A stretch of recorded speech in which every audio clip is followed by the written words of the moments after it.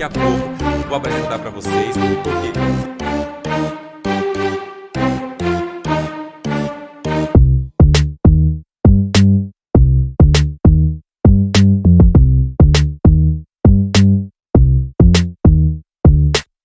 Olá a todos, muito bem-vindos mais uma vez aqui ao Blitz Cultural, esse programa que é repleto de cultura, arte e entretenimento, feito com tanto carinho para vocês, que alcança mais de 175 países, mais de 1.000 cidades somente no Brasil, viu? Com um alcance imenso de... A nossa audiência tem sido gigantesca, tem sido um sucesso, graças a vocês. Estamos batendo aí 8, 9, 10 milhões de pessoas mensal aqui nos assistindo.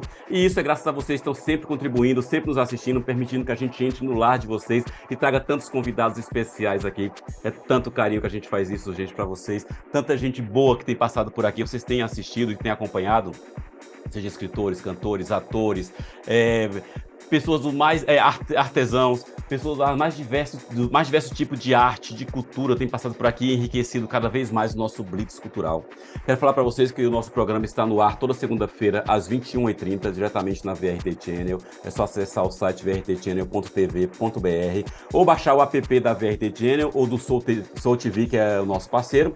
E tem diversos canais fechados e abertos, é só procurar ali nos nossos parceiros que você não tem desculpa, vai ter sempre um lugarzinho que você pode nos assistir. Também lembrando a vocês que depois que o programa passar aqui, na semana seguinte ele é disponibilizado no portal Mundo GTV, que é um portal de celebridades maravilhoso, que tem feito muito sucesso também no meio do entretenimento. Então, tem todos os lugares, vai ser disponibilizado no YouTube, Facebook, Instagram e tudo para que vocês fiquem ligados e acompanhem cada vez aqui os nossos convidados. Gente, então é o seguinte... Sempre quando eu falo para vocês que há uma riqueza das nossas artes, dos nossos convidados, hoje não vai ser diferente. Eu estou aqui com o querido amigo Edir Meirelles. Ele é, olha só, eu tenho que pegar uma colinha aqui porque não tem condições. Ele é escritor, poeta, romancista, contista, ensaísta, amigo e parceiro da Rede Sem Fronteiras, onde eu tenho o privilégio de ser parceiro desse amigo aqui na nossa querida Rede Sem Fronteiras, lá de Portugal. Ele esteve também na Feira do Livro de Lisboa, maravilhosa, enriquecendo cada vez mais esse que é um do principal evento lusofônico do mundo, terceira maior feira literária também do mundo. É muito importante, é um lugar belíssimo, cheio de arte, cheio de escritores, muita gente boa. E o Edir, desde a adolescência, ele já mostra muito interesse pela literatura, vai contar um pouquinho aqui pra gente, e hoje faz parte de diversas academias nacionais e internacionais, academias de letras, certo? Entre suas obras estão... Poemas Contaminados, O Velho Januário, Madeira de Dar em Doido, que eu adorei esse título aqui, Poemas Telúricos, O Feitiço da Vila, Gigante da Literatura e entre outros tantos livros aqui que esse moço tem escrito, tantas coisas que ele tem enriquecido aqui a cultura da literatura. Edir, quero te dar as boas-vindas aqui no Blitz Cultural, rapaz.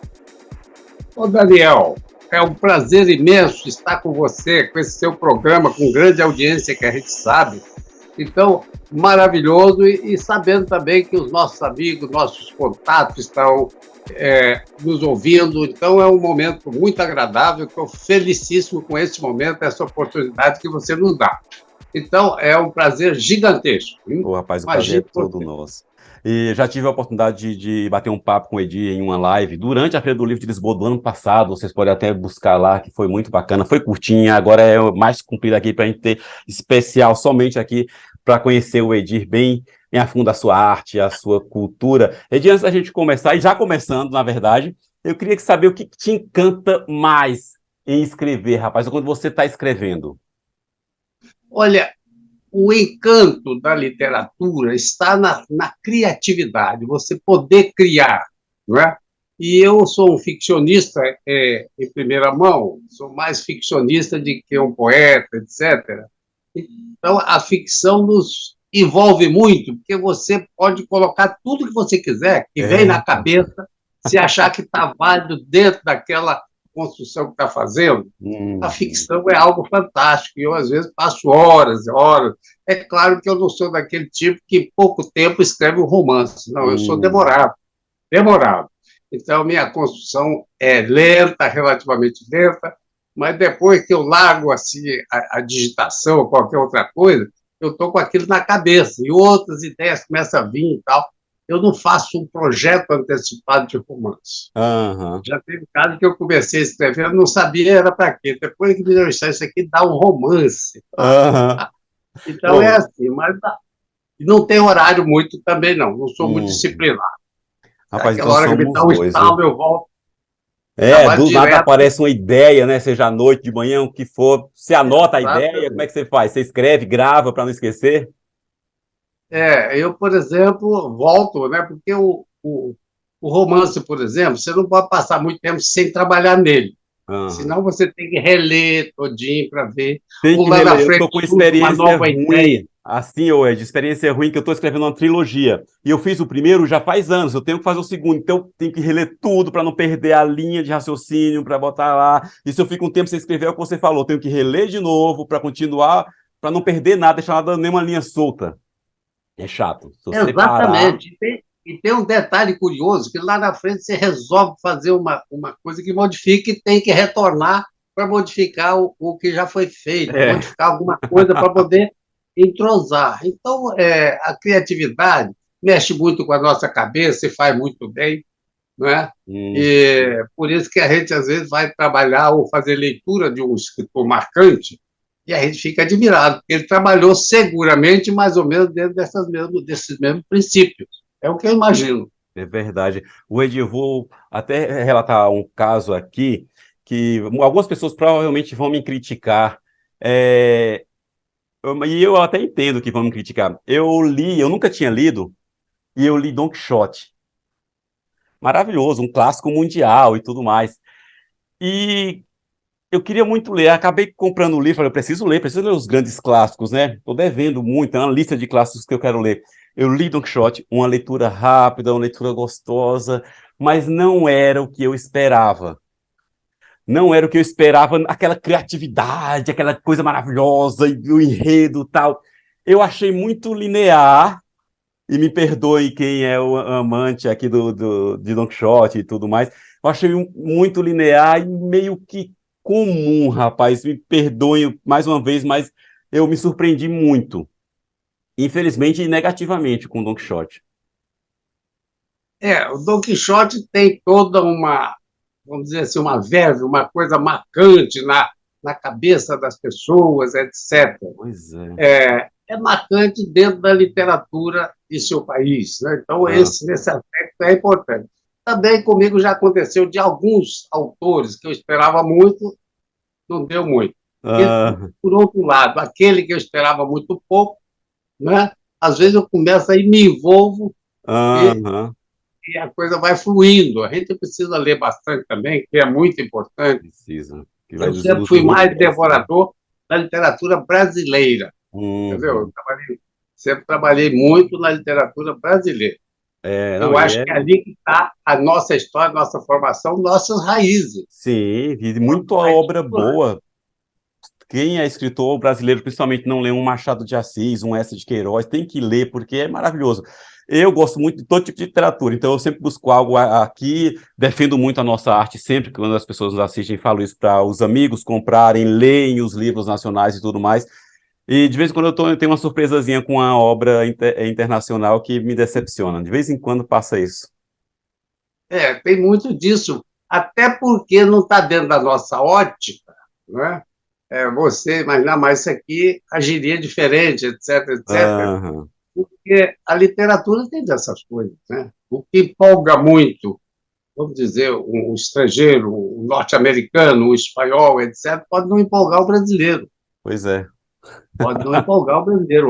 Estou falando da média, da sim. média. Né? Livros que dá sucesso, que dá muito ibope, essa coisa toda, e às vezes não agrada a intelectualidade. Isso também é interessante. Isso é verdade, rapaz. É só E uma a gente vai. mensagem que eu trouxe desse livro, que talvez seja o que Cervantes queria passar, não sei, que vou dar um spoiler aqui do livro, gente. Leia quem quiser, quem não quiser não leia, que é o seguinte, que o que eu entendi, enquanto Don Quixote estava louco na sua mente, vivendo a fantasia, ele era feliz. Quando ele caiu na realidade, aí é que ele passou, a sua vida acabou. Então, é muito disso da nossa realidade também. Muitas vezes a gente precisa sonhar quando o sonho acaba, a gente morre. Mais ou menos essa a ideia que eu imaginei do livro. Foi uma mensagem que eu trouxe dele. Mas você está colocando a coisa de uma forma muito interessante, porque nós, escritores, poetas, ou ficcionista, qualquer setor que se diga, somos, na realidade, sonhadores, estamos sempre sonhando, sonhando um país melhor, sonhando uma nova sociedade, sonhando a felicidade, sonhando, enfim. Às vezes trabalha até em cima de uma coisa desastrosa, mas com um objetivo, né, de fazer uma demonstração lá na frente, alguma coisa desse tipo. Então, somos sonhadores desde os primórdios, desde o começo das nossas vidas. E vamos sonhar até o final, se Deus quiser, por que não? De fato, lógico. E fazer que as pessoas, depois que nós formos, fazer com que as pessoas sonhem também através das nossas obras, né? Essa é a ideia. O que eu imagino, Daniel, é que o Brasil ainda é de pouca leitura. Eu, às vezes, levanto aquela tese seguinte: olha, o Brasil, há 100 anos atrás, não tinha uma universidade. O povo era analfabeto. Ainda hoje não atingimos aquela posição que desejamos e que sonhamos. Isso. E esse povo analfabeto vai ler muito pouco, vai pensar muito pouco, não é? Vai educar muito pouco, passar para a próxima geração muito pouco. Por isso que aparece o desinteresse. Exatamente. E acaba sendo, às vezes, escravos, como nós ainda temos, na realidade, muitos escravos na nossa sociedade, né?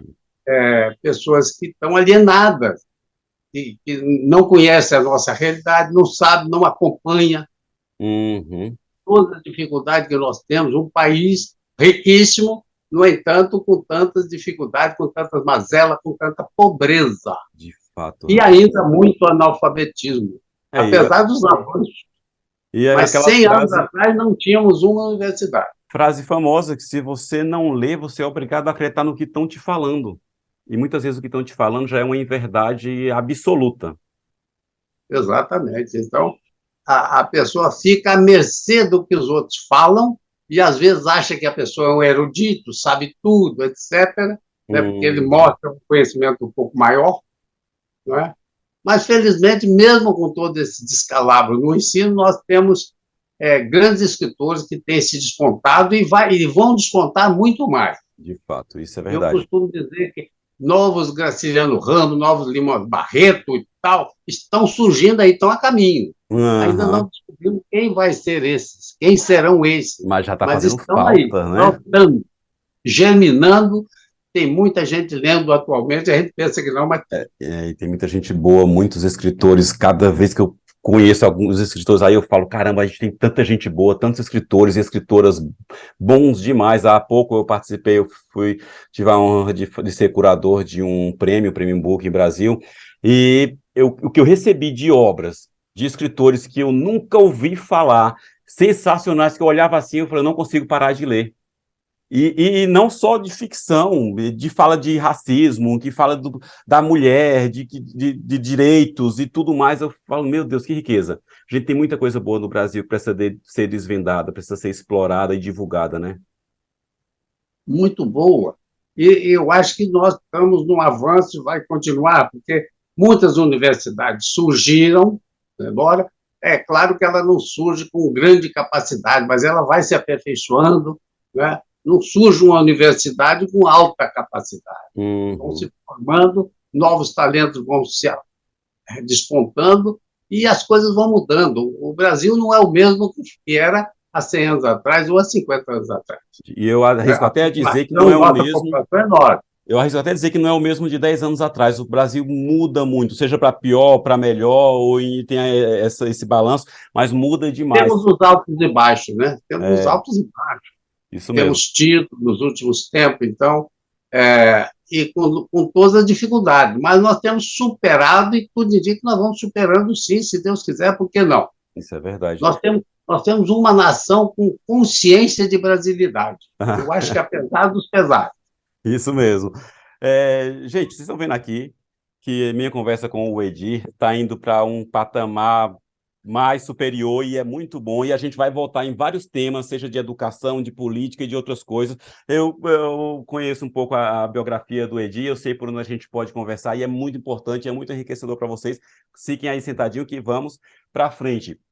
Edi, já a gente volta nesses assuntos que são muito importantes e relevantes para a sociedade, mas eu quero saber, você teve alguma experiência ruim, uma experiência negativa em alguma das composições das tuas obras, seja na área da pesquisa, na área da publicação, divulgação? Afinal de contas, nós somos brasileiros, somos artistas, escritores em um país que não apoia cultura, que não, e nós acabamos de falar que não tem o incentivo à cultura, não tem a prática de leitura, apesar de estarmos melhorando um pouco, mas bem longe do que da realidade ideal de países europeus e tudo mais.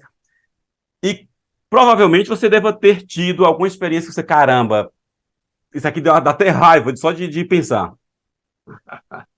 Olha, eu acredito que todos nós já tivemos, ou a maioria, mas eu acho a dificuldade maior que eu tenho, por exemplo, é de não ter um conhecimento mais profundo com a mídia e principalmente com os editores. Eu acabo editando sempre com aquele editor que eu já vi, que eu já conhecia, etc. Uhum. Né?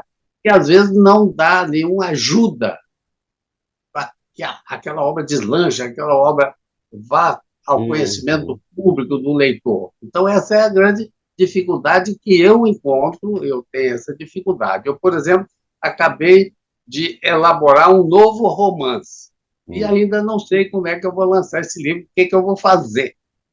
É um novo romance, uma Ah, ficção que eu acredito que ela está bem elaborada, mas a gente olha, sempre acha que o já- filho é bonito demais. claro.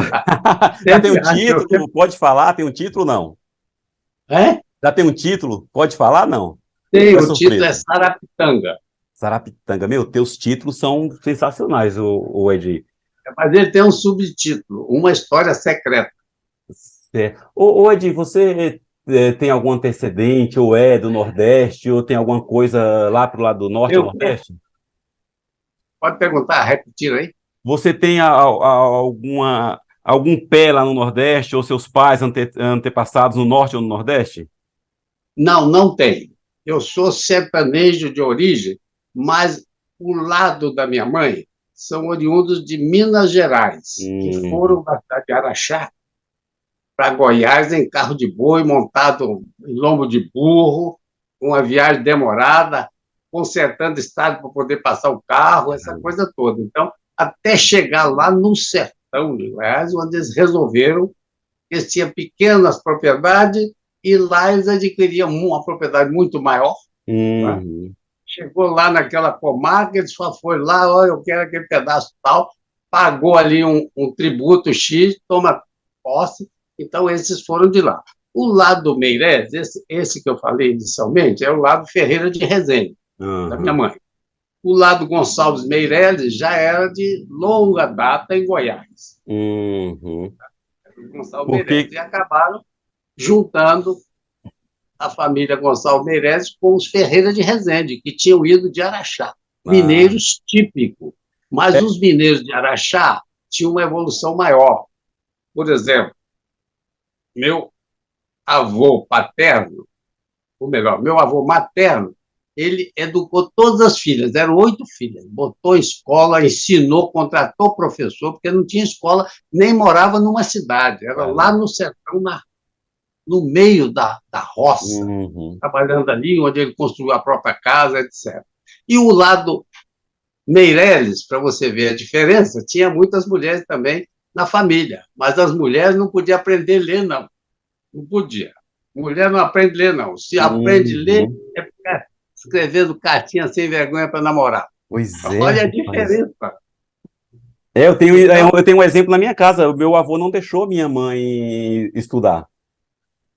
Pra você ver como pois já, é. não é? Que absurdo, né? Mas o meu bisavô era casado, esse mineiro era casado com uma carioca, cujo irmão tinha curso superior e ele é que educava os sobrinhos, Hum, entendeu? Ele educava o sobrinho. Foi para Araxá junto, depois foi para Goiás junto.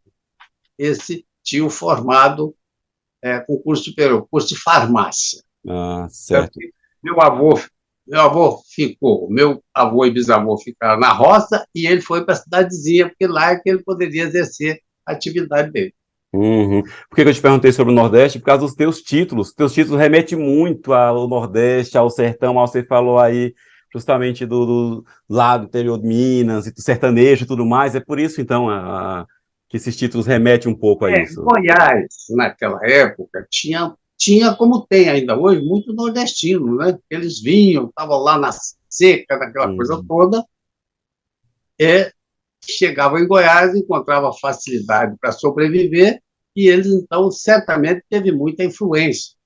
Eu mesmo tive uma tia que foi casada com um baiano, que ele Uhum. veio fugindo da seca e plantou ali, começou a trabalhar com um fazendeiro, depois conheceu essa minha tia, passado o tempo ele foi na Bahia e trouxe a família dele toda, então, você vê essa influência. Ele até, mais tarde, foi meu padrinho, era o Uhum. Santo Baiano, ele era Uhum. baiano, mas o nome era Crisanto, mas todo mundo conhecia ele como Santo Baiano.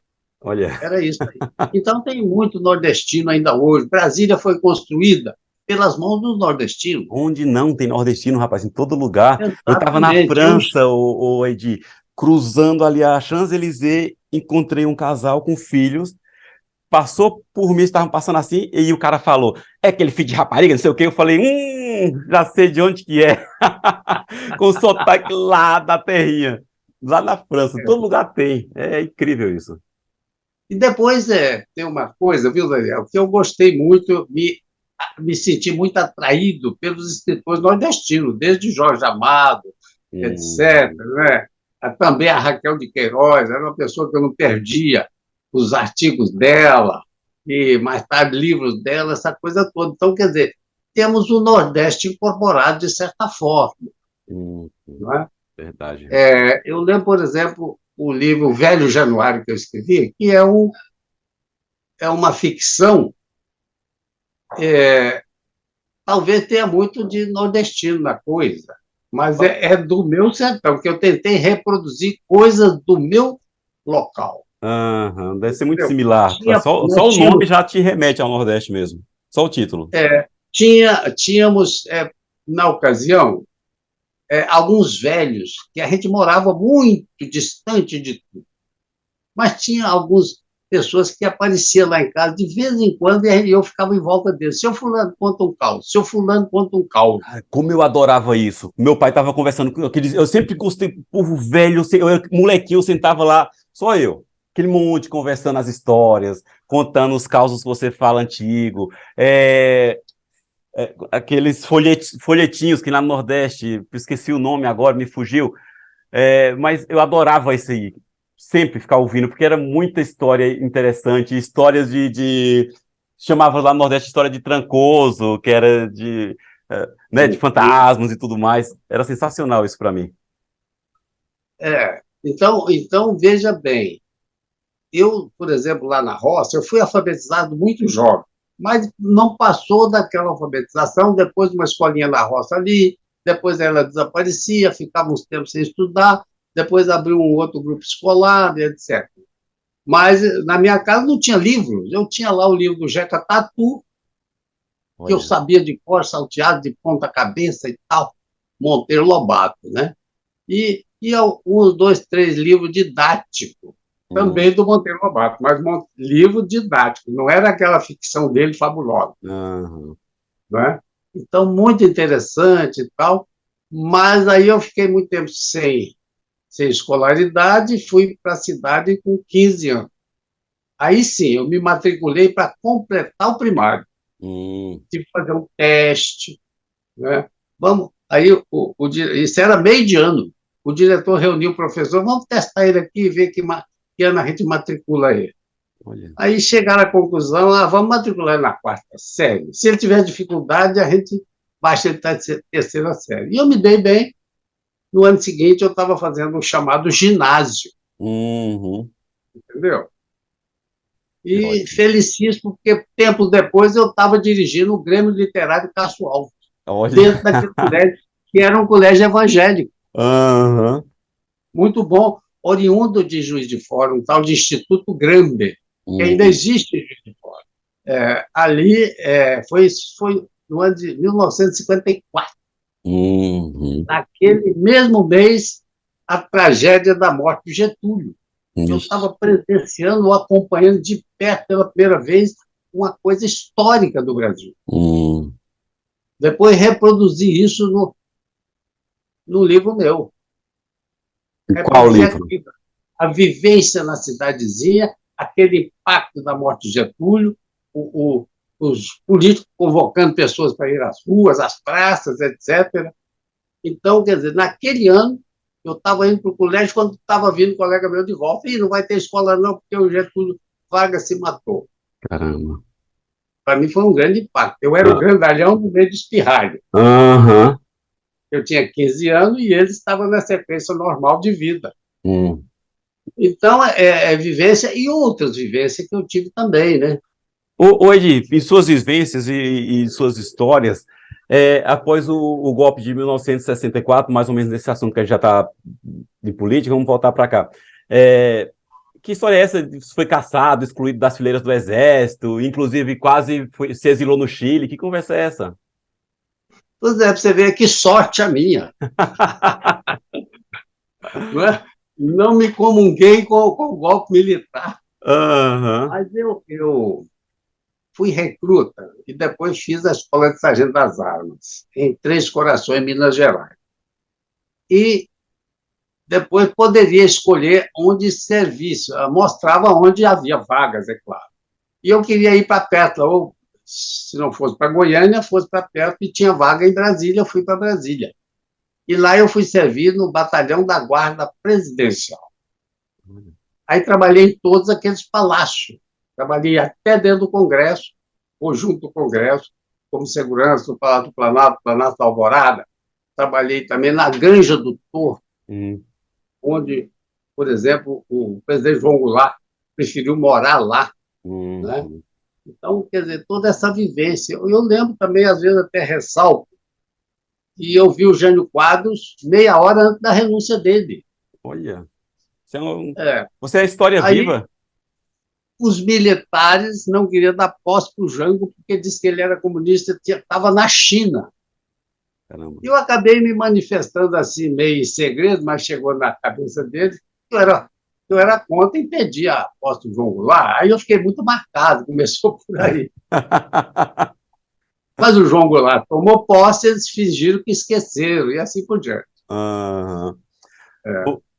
E você ia se exilar no Chile, tudo, é isso? E desistiu, por quê? Você ia se exilar no Chile? Não, eu não tive. Não. Quando eu fui preso, fui levado para Juiz de Fora, que era a sede militar da Justiça Militar, e lá, curiosamente, eu não esperava, mas em Juiz de Fora fui absolvido. Caramba. Mas é obrigação do promotor de justiça apelar. Aí apelou para o Superior Tribunal Militar, que é aqui no Rio de Janeiro. Voltei para Goiânia, estava lá trabalhando, tranquilo, etc. Trabalhava numa empresa.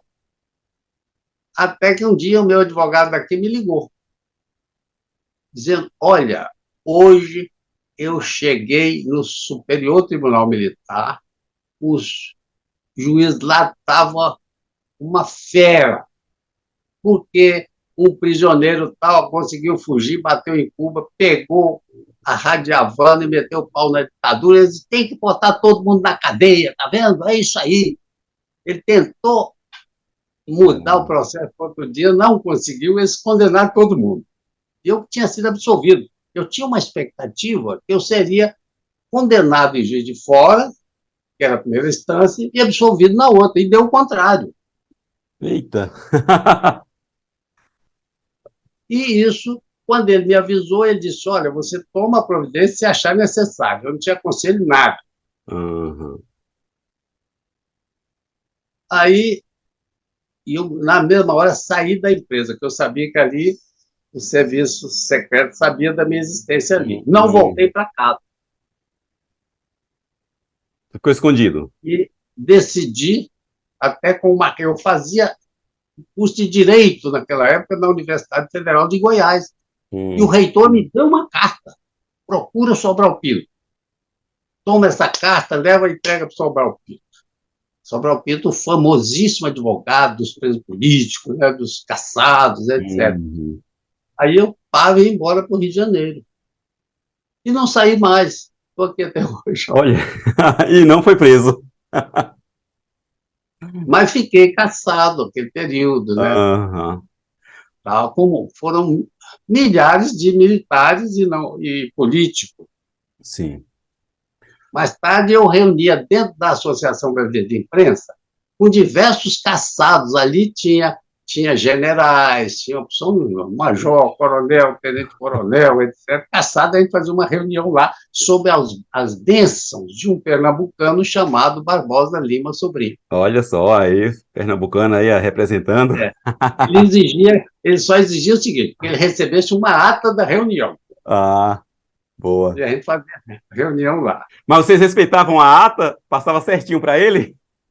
Passava. Ah. Não era eu que fazia a ata, eu não sei se passava com todos os detalhes. Né? Uma coisa sucinta para ele estar por dentro. Porque o Barbosa era uma figura extraordinária. Você chegou a conhecê-lo? Não, pessoalmente não. Foi governador de Pernambuco, né? Não conheci, não. E a gente, às vezes, ele já bem velhinho, mas descia com a gente e tomava um chopinho no Vermelhinho. Tinha uma casa ali, tipo bar, restaurante, que era conhecido como Vermelhinho, que dizem que no passado e tal, só reunia lá os comunistas, os vermelhinhos. De vez em quando ele ia lá, tomava um chopinho com a gente ia com um grupo de conhecidos, de amigos, diretores da ABI. Ô, Edir, você gosta de política? Você sempre foi engajado em política ou não? Não, eu tive naquelas ocasiões, eu participava de algumas manifestações, mas nunca tive um engajamento, eu acho que eu não daria um bom político. Mas sou politizado, que é uma diferença muito grande, né? E é importante. Acompanho a política para e passo, porque isso também é história. Sim. É história. A história está aí. A morte de Getúlio, comecei lá a acompanhar coisas políticas na morte do Getúlio. Mais tarde outra, depois Brasília, depois acompanhei todo aquele processo da tentativa de impedir a chegada do João Goulart, estava na China, da China ele passou para os Estados Unidos, brandiu lá quem ia ser o ministro da Fazenda dele, para abrir um pouco, né? Passou por Uruguai, mas os militares, se entrar aqui, nós vamos prender. E o Brizola levantou o Rio Grande do Sul, com apoio dos militares lá sediados. Um feito extraordinário. E ele criou a Rádio da Legalidade, né? E que mobilizou o Brasil todo e acabou frustrando as pretensões dos militares. Mesmo assim, o João Goulart só tomou posse declinando de muitos poderes. Ele passou a ser, teve que nomear um primeiro-ministro. E ficou como um parlamentarismo durante algum tempo, mas depois ele fez discurso dizendo: não conformo, vou providenciar um plebiscito. E o plebiscito derrubou o parlamentarismo. Boa. Gente, vocês estão vendo a nossa entrevista como está sendo sensacional, historicamente. Eu conheci um pouco da vida do Edir aqui e das suas obras também. A gente vai e volta em vários assuntos, dá aquelas pinceladas e vamos para frente. Edir, queria saber a tua opinião, rapaz. Por que os escritores e a literatura no Brasil são tão pouco respeitadas? Isso aí é uma coisa muito impressionante, né? Apesar que o idioma, a língua portuguesa, ocupa o terceiro lugar dos idiomas falados no Ocidente. Terceiro lugar, quer dizer, tem muito falante, só estão à frente da língua portuguesa o inglês e o espanhol.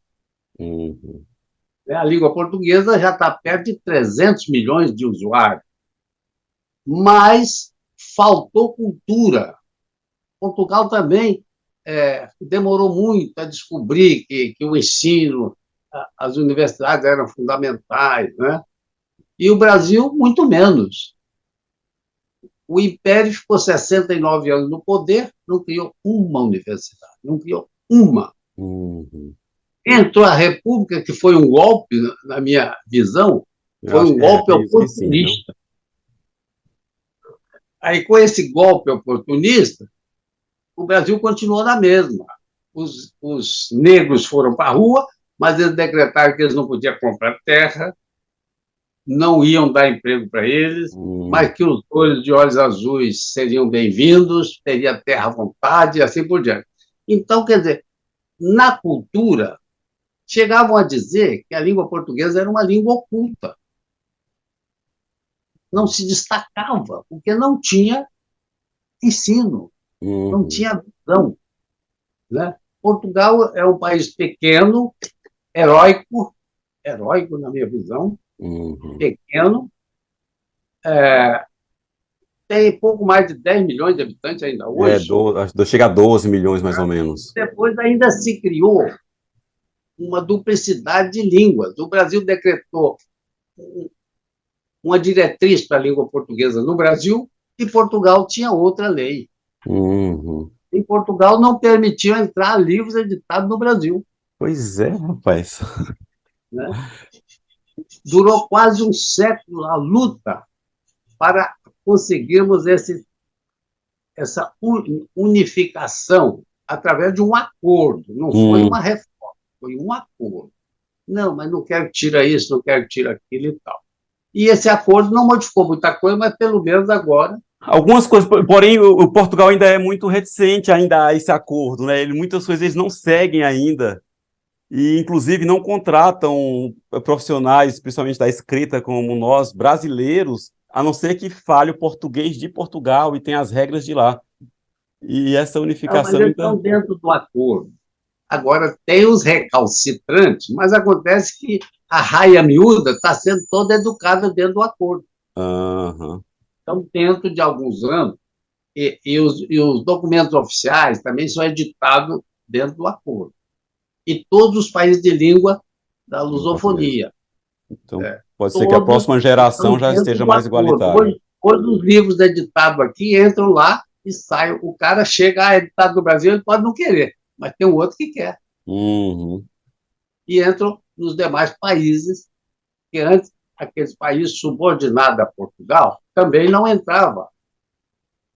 Então, o Brasil, apesar de que tem o maior número de usuários, sim. né, 200 e tantos milhões, a soma dos outros todos dá pouco mais de 50 milhões, para você ter uma Uhum, ideia, é isso mesmo. entendeu? Então, foi um passo gigantesco esse acordo ortográfico. Hum. Ele não fez nenhuma, vamos dizer assim, não foi uma renovação, não foi, mas foi um acordo para que todos unissem em torno do mesmo ideal.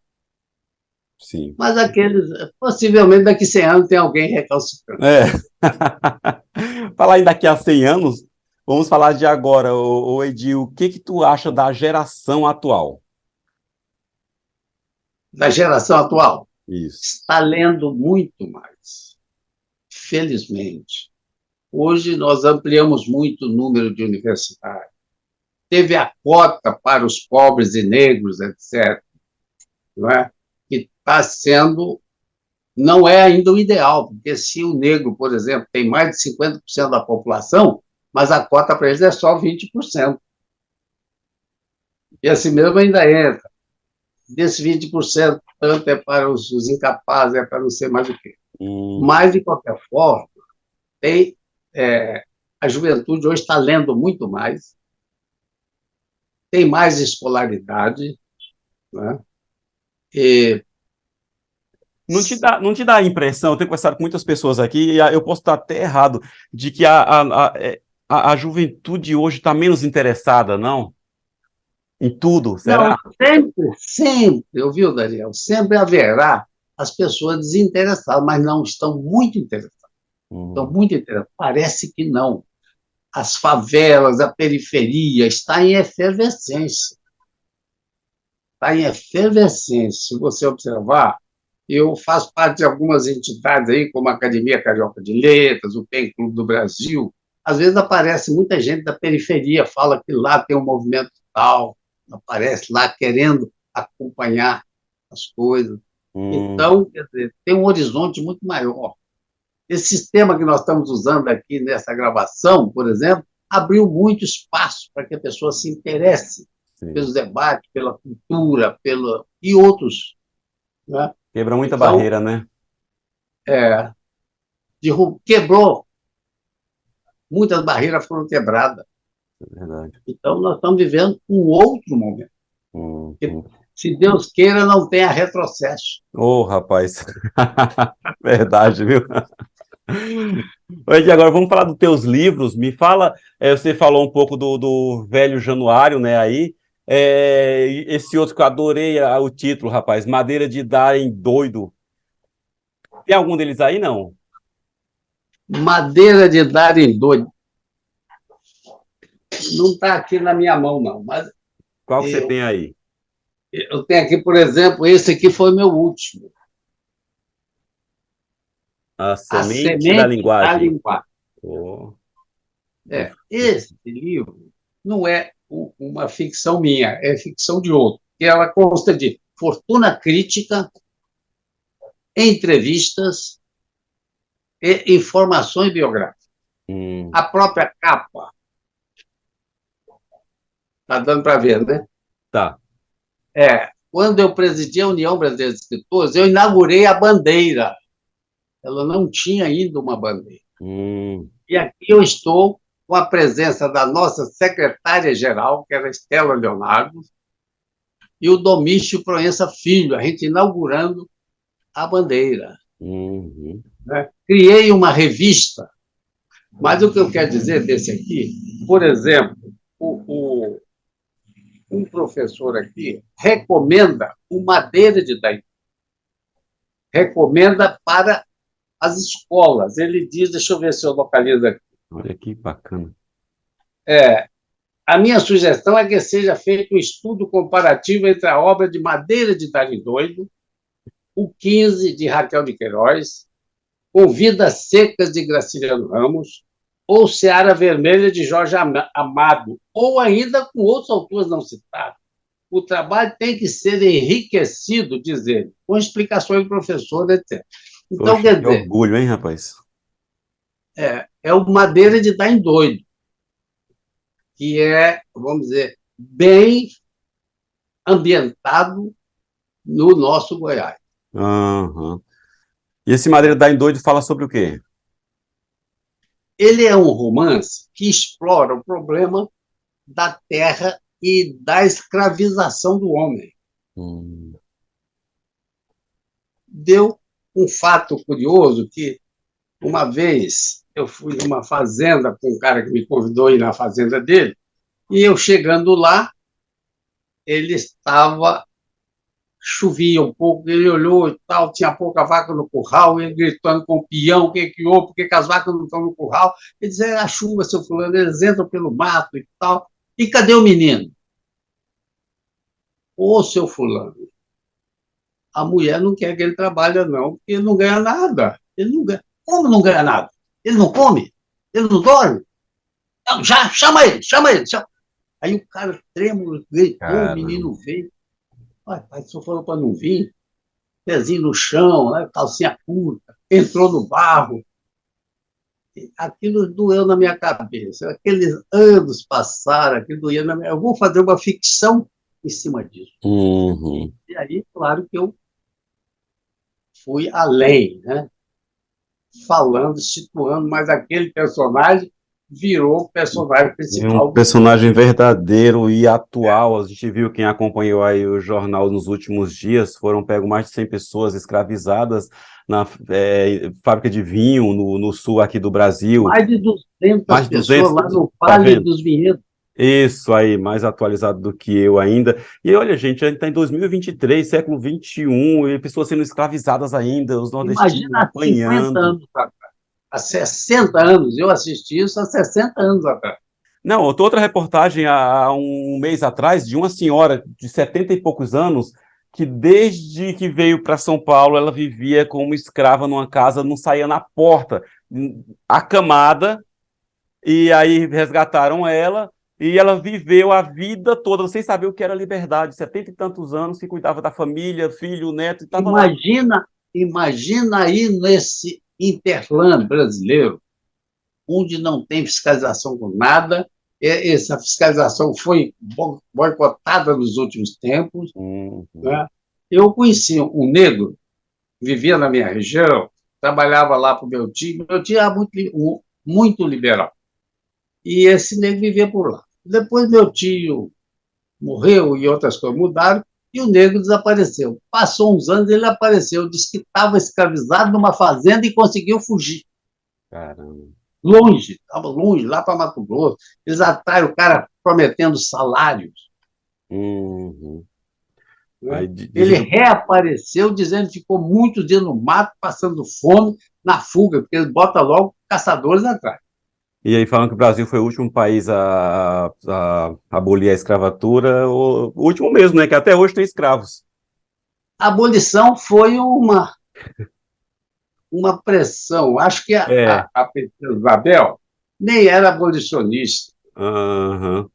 mas ela decretou simplesmente botando no olho da rua, sem eira nem beira. Uhum. A meu ver, no mínimo, tinha que dizer assim: quem trabalha numa fazenda tem direito a 20% dela para os negros. Estou falando 20%. Não falei metade, não. Sim. Não. Sem eira nem beira. E aí, o que acontece? Os escravocratas queriam indenização. Perdi meu gado, perdi meus negros, e aí vou ficar. Como eles viram que não conseguia, fizeram o conluio e foram atrás dos militares, deram o golpe, derrubaram o imperador. E logo nas primeiras reuniões, eles decretaram mais ou menos o seguinte: ninguém vai dar emprego para mim. Estão proibidos de comprar terra. Uhum. Né? Brancos, loiros de olhos azuis serão bem-vindos, terão terras à vontade. Que absurdo, né, rapaz? E constam, não sei se isso é verdadeiro, que mandaram o Barão do Rio Branco para a Europa para explicar: o Brasil não é um país de negro como vocês falam. Os negros lá foram postos no olho da rua, sem eira nem beira, dentro de 50 anos não terá mais nenhum. Ou seja, era para morrer de fome. Sim. É eliminar, né, Quem rapaz? fosse encontrado nas ruas sem emprego, preso. Era preso, e não é muito longe, não. Na minha época de infância, quem era considerado vagabundo, andando dois na rua, dois sentados em qualquer lugar, a polícia passasse, levava, porque era considerado vagabundo. Exatamente. Fizesse uma manifestação da cultura afro, Hum? preso, queimava o local, prendia todo mundo, espancava, etc. Matava alguns. Sim, rapaz. Como até hoje ainda acontece.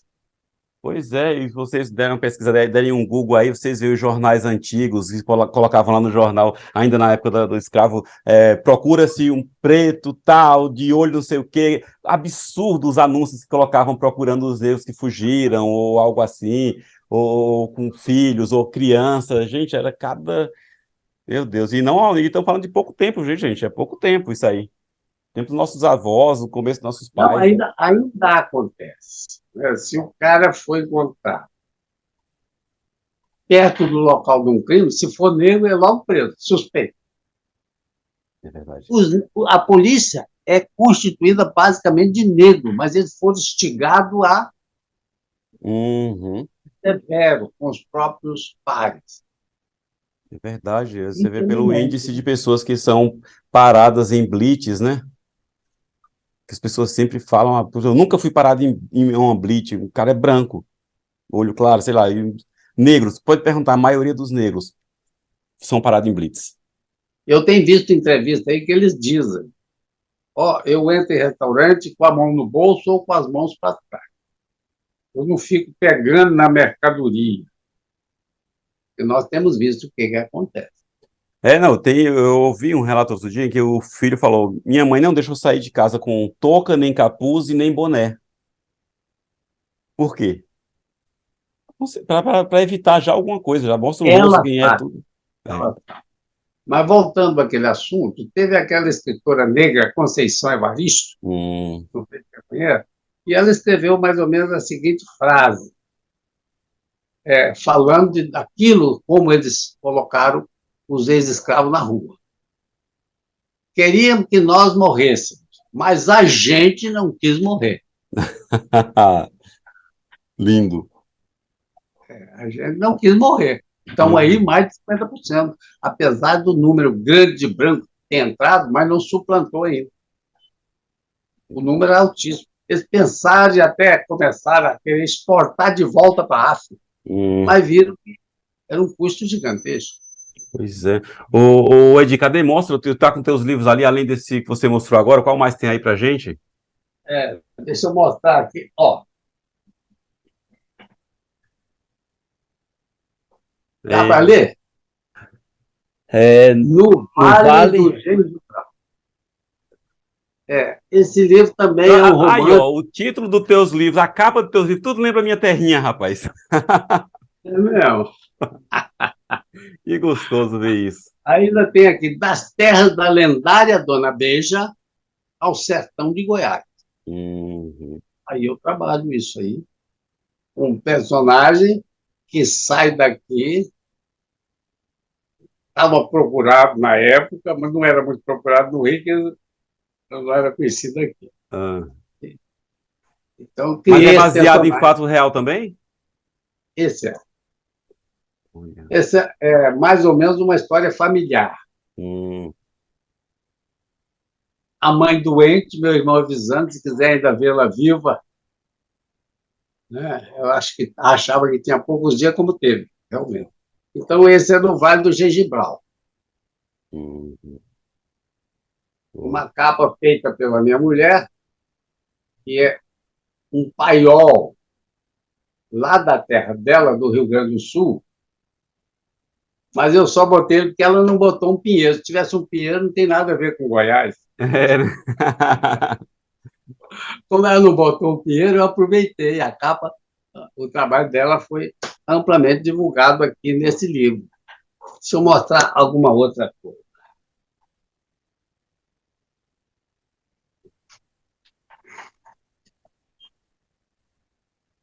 Sonhos, teias e utopias. Sonhos, Teias e Utopia. Uhum. Esse livro eu editei todos os prefácios que eu tinha feito até então. Caramba.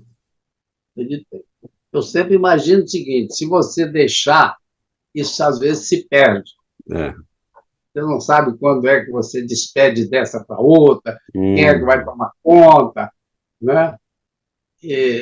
Então, eu coloquei aqui todos os prefácios que eu havia feito até então.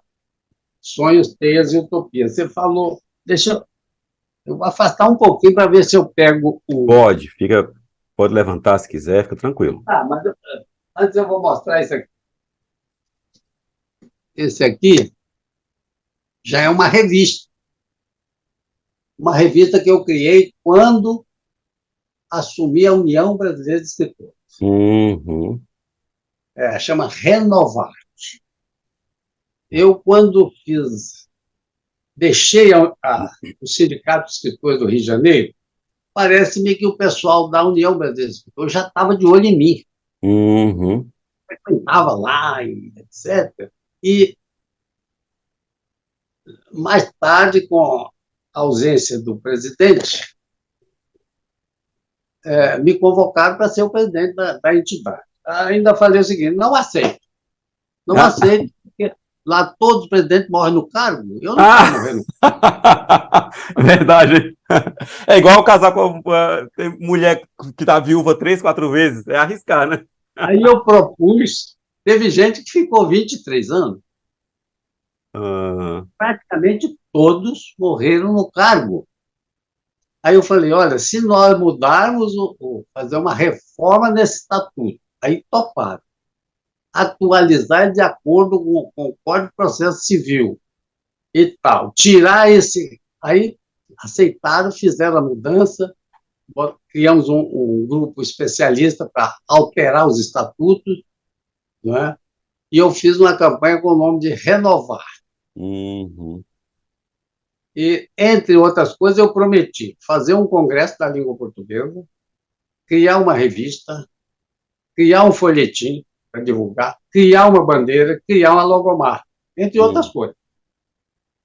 Boa, né? Aí eu criei essa revista e o folhetim eu dei o nome de Renovar. O folhetim saiu primeiro. Quando eu fui discutir com a equipe o nome da revista, eles, não, tem que ser esse nome. Aí eu tive que mudar o nome, o folhetim ficou só com o nome Folhetim. Ah, Aí ela ficou como Renovar.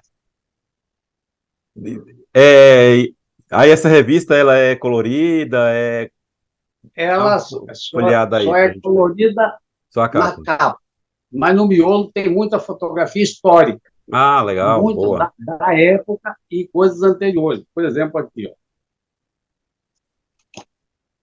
Hum, Aqui, por exemplo, nós estamos com a diretoria, parte da diretoria, numa reunião.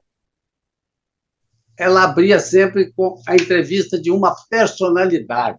Esse hum, aqui é a revista número 7, em que o entrevistado foi um poeta peruano que vive na Espanha, lá que ele fez a vida hum. literária dele, que é o Alfredo Pérez Alencar, que se diz descendente da família do nosso Alencar, José de Olha. Alencar.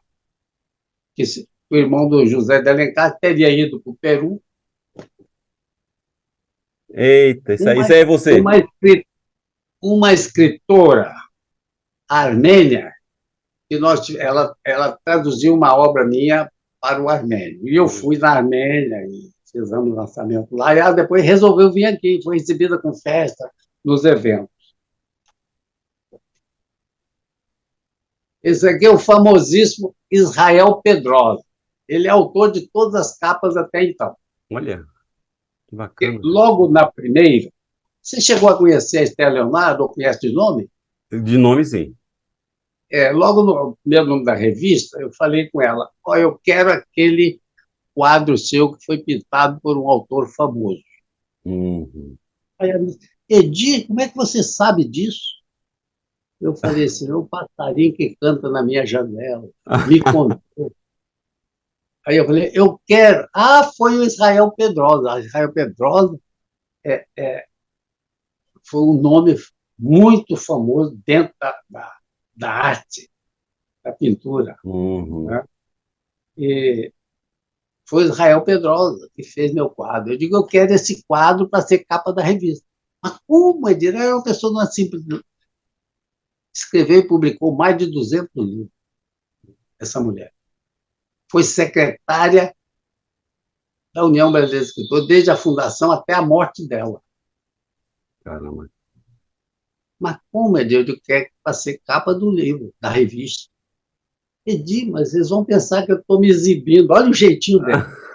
Mas eu não quero que você se exiba, eu quero que o mundo inteiro te conheça.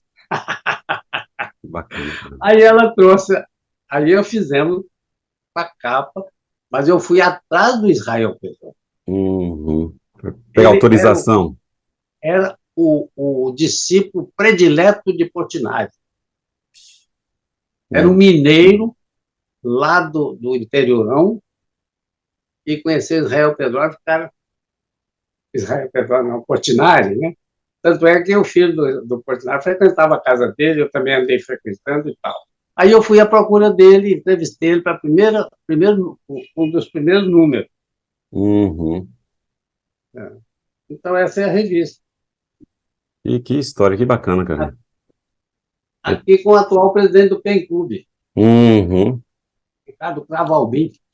Eternizando as pessoas e a história, né? Nossa história, isso aí faz parte da nossa história. Aqui no final eu botei em todos os números a foto dos então que tinham sido presidente da UBE. Uhum. A UBE, a UBE tem cerca de 70 anos de existência, olha, o número é pequeno. Por É, né? quê? O Rio não cabe. Todos esses aí foram os que morreram. Olha aqui, Peregrino Júnior, foi da Academia Brasileira de Letras. Josué Montello, você deve conhecer pelo meio de nome, né? Sim. Grande escritor maranhense. Oh. Esse foi um dos que não morreu no cargo, porque ele estava presidindo quando o JK nomeou ele embaixador em Portugal. Então, ele renunciou. Otávio de Faria. Fagundes de Menezes. Geraldo de Menezes. Olha, esse é que eu sucedi. Veja bem, quantos poucos tinham sido. O Otávio de Faria morreu numa solenidade. Caramba! Você está brincando. Era presidente quando faleceu. Aí, de lá para cá, sim. Esse aqui, que era o Tobias Pinheiro, ele ficou substituindo o outro que havia morrido, queria ser presidente, mas não conseguiu porque não teve apoio. E de lá para cá já aconteceram muitos. Não estão todos aqui, porque esse é o número 7. Essa revista está no número... Você não preside mais essa... Eu sou presidente de honra lá. Ah, tá. E, por aclamação, me botaram presidente de honra. Não sei por quê. Merecidamente. Você renovou. Renovamos, né? Criei até bandeira. Pois é. Ô, Edi, agora me fala o que você ainda pretende, rapaz, na área literária, para desse ano aqui. Tem algum projeto literário ainda para esse ano? Olha, o projeto que eu tenho é aquilo que eu acabei de rascunhar, o romance. Então, esse projeto eu quero ver se lança esse ano. Vou batalhar atrás de alguma editora que se interesse, né? E vamos lançar. Eu acho que ele vai bombar, hein? Opa, tomara. Oh. Com certeza, ele mexe bastante com a nossa história, mas é uma ficção. Mexe com a nossa história. E é uma história secreta. É o subtítulo. É o subtítulo, uma história secreta. Mas deixa eu ver se tem mais algum.